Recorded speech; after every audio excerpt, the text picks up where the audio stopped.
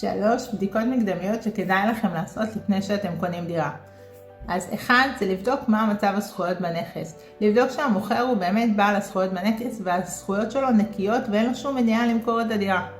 הבסיסי ביותר זה לבדוק את הדירה בטאבו, זאת אומרת להוציא נסח מעודכן, להשוות את הפרטים. 2 זה לעשות בדיקות תכנוניות. אם נעשתה בדירה שאתם מתכוונים לבנות איזושהי בנייה חריגה, אתם עלולים להתקל בקשיים שלא בהכרח צפיתם מראש. איך תדעו אם יש חריגת בנייה?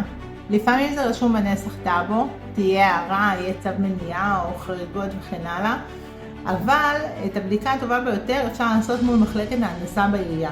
צריך לקחת את הפרטים ממנה ולהשוות את זה למצב בפועל. 3 זה מחיר הדירה. לבדוק שהמחיר הוא לא מופרז.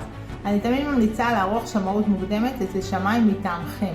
שלא תגיעו למצב שחתמתם על הסכם ואתם לא יכולים לקבל את המשכנתא כי השמאי של הבנק יעריך את הדירה בפחות. שמאות מוקדמת זה מונע נזק זול ויעיל מאוד. אז תעשו.